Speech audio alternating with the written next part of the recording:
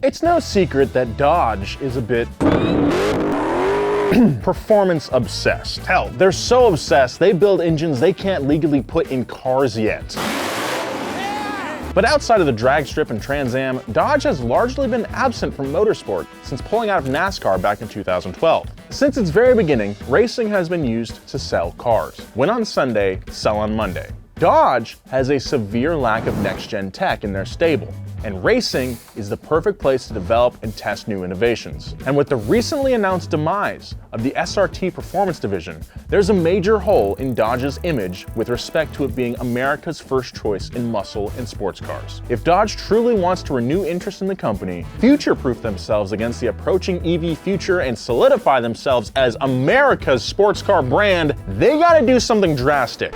I think Dodge should enter F1. And by the end of this video, you will too. Thanks to Keeps for sponsoring today's video. Oh, hey, whoa, eyes on the road, Dave. Would you not get your bird license or something? My therapist told me to get out more and suggested taking a spring break. So after doing some research, I found out everyone on spring break goes to this place called Cabo. So I booked Dave and me a little hotel for the week, printed out MapQuest directions, and we hit the open road. Dave loves the windows down, just like me when I had thick, luscious locks blowing in the wind. But now, it's a little chilly ever since I became one of the 2 out of 3 guys to experience some sort of male pattern baldness by the time I was 35. I know! Keeps makes hair loss prevention easy by giving you access to real doctors online. Plus, they'll ship your hair loss medication directly to your door every 3 months. So there's no need for a road trip to your doctor. Start your hair loss prevention from home today. Go to keeps.com/wheelhouse50 or click the link in the description to receive 50% off your first order. Looks like we're here, Dave. Why, hello, Cabo. This is beautiful. The timing has never been better for a company like Dodge to get into F1. First of all, recent rule changes have been implemented to make the racing more competitive than ever before. Formula One's sanctioning body, the FIA, mandated aerodynamic allowances that reduced overall downforce by 10%. This might sound like a step back, but the move is intended to level the playing field between the top teams and the rest of the competition by making the cars easier to follow in high-speed corners and not allowing the front runners to rocket ahead to an uncatchable lead. That should make the waters a little more inviting for a new team to dive in. Plus, now there's a $175 million cost cap, so Dodge won't have to worry about being outspent. And before you comment that $175 million is a lot of money, which it is, car companies have wasted far more money on far less worthy endeavors. To put it in perspective, in 2019, FCA spent over $2 billion in domestic marketing. 0.0005% of that went to giving James his Dodge tattoo. Money well spent, if you ask me. The $175 million it would cost to have their own F1 team represents less than 10% of their typical advertising budget and would send ripples throughout the automotive world that would more than make up for the investment. In advertising, there's a term called earned media, which is basically getting promotion that you didn't have to pay for. And a shock announcement like Dodge joining F1 would probably generate millions in free advertising. Don Draper would shit himself. On top of that, F1 is unique in the world of racing, where it's not so much the drivers as the engineers that win races. If you're not familiar, I'll break it down for you. F1 operates under a set of rules, the formula that dictates everything from engine design and capacity to overall vehicle weight, downforce, blah, blah, blah, everything else. Winning F1 has always been about finding loopholes and bending or breaking those rules to gain an advantage over the competition. And breaking rules is very simply a huge part of Dodge's DNA. Dodge is disruptive, and I can think of nothing more disruptive than Dodge dominating F1. But there is one major asterisk attached to my otherwise brilliant idea. The problem is, today's F1 cars are hybrids.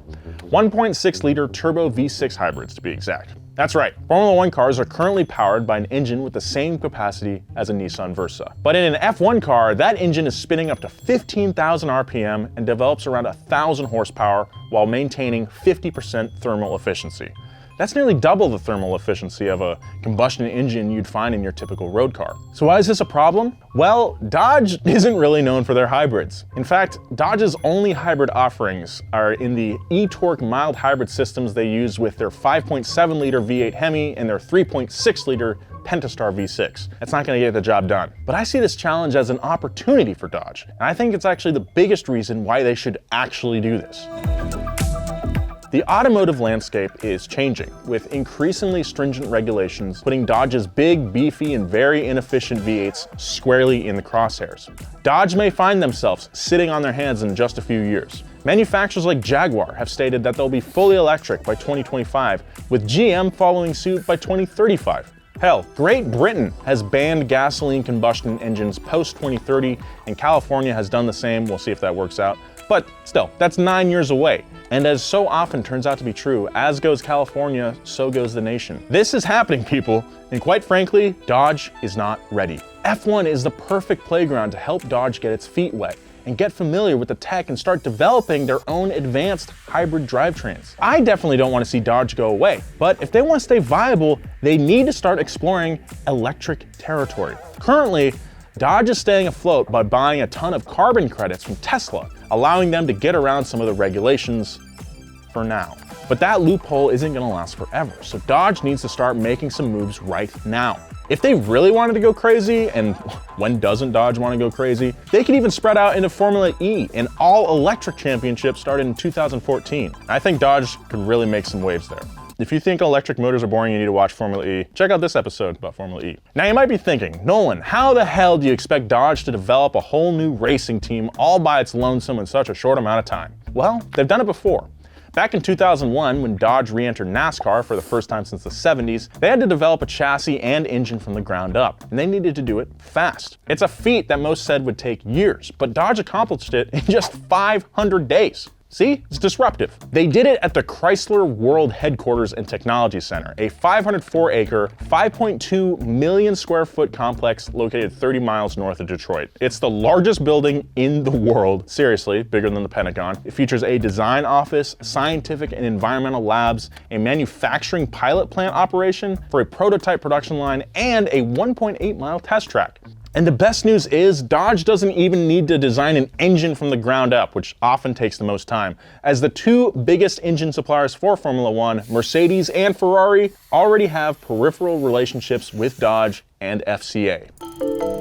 Sure, the Daimler-Chrysler relationship that was started way back in the waning years of the 20th century ended in 2007, but the echoes can still be heard here in 2021. The Charger and Challenger platform was designed with help from Mercedes engineers back in Germany, and in fact, every car in Dodge's stable can be traced back in some way or another to that 9-year merger back in the early 2000s. So perhaps enough time has passed since the failed Daimler-Chrysler experiment that Dodge could send a late-night text and booty call their way into buying an engine, you know, for old time's sake. As for the Ferrari connection, up until 2014, Stellantis, which was called FCA before January 16th of this year, owned a 90% stake in Ferrari, and they still own Alfa Romeo, the original home of Ferrari for the first decade of its existence. They've got enough of a kissing cousins relationship to warrant getting an engine from Ferrari and still keeping it in the family, so to speak. This is a no-brainer in my opinion. So with the engine out of the way, let's talk about the team, specifically the car. Since I know nothing about Photoshop or making renders, I called up one of my buddies who does. One of my favorite Brits, Tom McCluskey, aka Tomo. He just got done doing a series redesigning every F1 car on the grid for 2021. If you haven't checked out his channel, I'll leave a link down in the description. This is always the starting point. I'll do the color, then I'll do kind of base shapes, and I'll think about what kind of logos and brands I want on the car. As we're going to make this Dodge look sweet today, mate. It's not going to be a dodgy Dodge. It's going to be a quality Dodge. Gotta get that joke out of there. Of course, we can't forget the color, and that's always been a place where Dodge likes to play. Obviously, disruption is the name of the game here, so we're not going to keep things understated at all. After all, with names like Plum Crazy Purple, Grabber Lime, Hell Raisin, and Cinnamon Stick, we're not exactly in sleeper territory. I think any of these would look awesome. Let's just not make it blue. There's far too many blue cars in F1 at the moment. Should we go with a Plum Crazy Purple or a Lime Green? Ooh, there's nothing close to purple really on the grid is there? I feel like the purple will stand out a bit more. And that purple sectors, you know.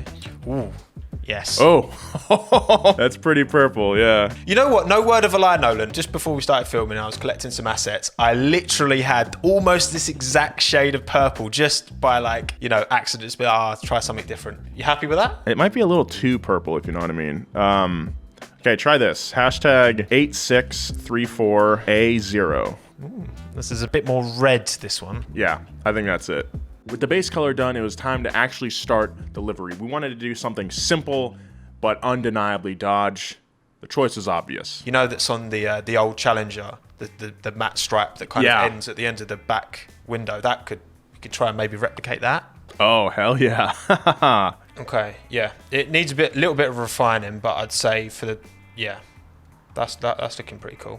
Next, it's time for the accent touches. I don't know if it would be too much in terms of like the look, but if we go a different color with the halo, try black, or even like I think lime green would look awful, but maybe Who are you, the Ferrari designer? Yeah. We can include another little nod to Dodge history by incorporating the Flukerang. Yep, it's called the Flukerang. This was the logo for famed Dodge designer Virgil Exner's forward look design program that cemented Dodge as an automotive tastemaker way back in the early 60s.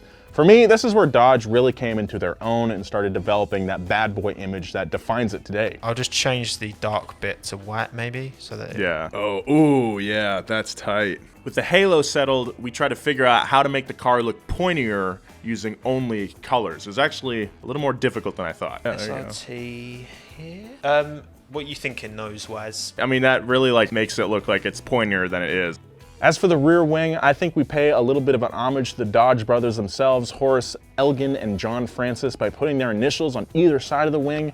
And between them, what else but the only word that would pay tribute to one of the best Dodge vehicles while simultaneously announcing that Dodge has arrived to disrupt. That's right, we're gonna slap Challenger in fancy type right across the rear wing. That'd be actually really sick. Let's see how much the other drivers like staring at that for an entire race. That's right, they're gonna be in front. That really works for me. Oh yeah, there you go.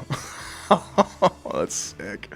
So now that the car is definitely a Dodge, Tom and I moved on to getting sponsors involved, arguably one of the most important steps in making an F1 car. For the car's title sponsor, we decided on oil company Pennzoil. Dodge and Pennzoil have been partners for a while now. They sponsor NHRA events and drag cars, and the two companies work together on some pretty cool ads. So of course, Pennzoil would sponsor an F1 team. Yeah, it's not bad, especially on the side pod because it's already like an oval shape like that. Cool. I think the yellow and the purple actually contrast quite nicely.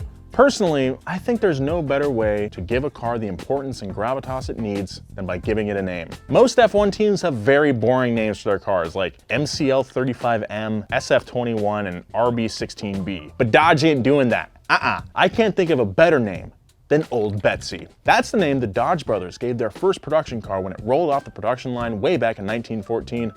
Old Betsy. Got a real nice ring to it, doesn't it? Maybe up here somewhere, or just as a little signature somewhere. Sebastian Vettel likes to name all of his cars. So without further ado, I present the 2022 Dodge Challenger F1.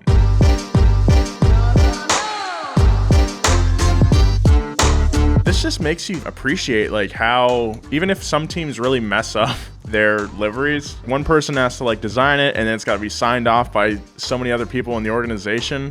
And it's just amazing that when a good livery comes out, that's so much more of an accomplishment. Do I really expect Dodge to show up in the next F1 season? No. But it's still a hell of a good idea, and I'd love to see it come to fruition. And maybe, just maybe, if we make enough noise, the right people will hear about our little fantasy and make it a reality. After all, Dodge has a 100-year legacy of doing things everyone told them they couldn't, and that's how you win races. Turbos are awesome, but they don't even have a mascot, which is downright not awesome. So we decided to take matters into our own hands and give turbos the representation that they deserve.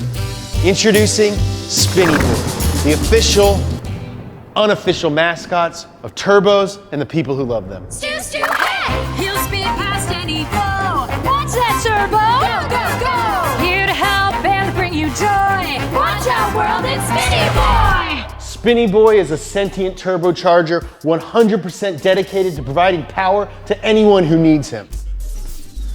He's cute, but he's dangerous, just like us. Oh, that's where I put this thing. To commemorate the birth of our beautiful new friend, we put him on a shirt. It's stupid soft and stupid comfortable. Congratulations, little guy. It took Nolan 2 years to get his own shirt. Right now, Spinny Boy is the official, unofficial mascot of turbos and the people who love them.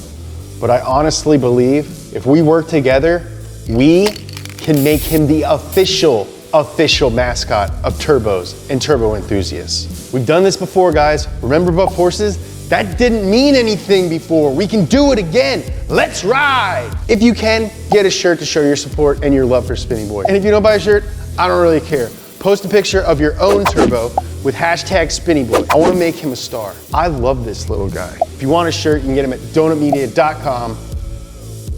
I love you. Now back to the show. Stu, hey! He'll speed past any foe. What's that, turbo? Go, go, go! Here to help and bring you joy. Watch out, world, it's Spinny Boy! A huge thank you to Tomo for helping me out on this one. Please go give him some love on his channel. I'll link it right here or in the description. I think we nailed it. I want to hear your opinion. Did we actually nail it? What did we miss? What are some sponsors that might have made more sense than the ones we chose? If you want to drive this car in Assetto Corsa, you can do that by downloading the skin in the link below. Drive it, take pictures of the car, tag me in them, tag Dodge. I think they should see this thing. Let's get this going. Be kind, take care of each other. See you next time.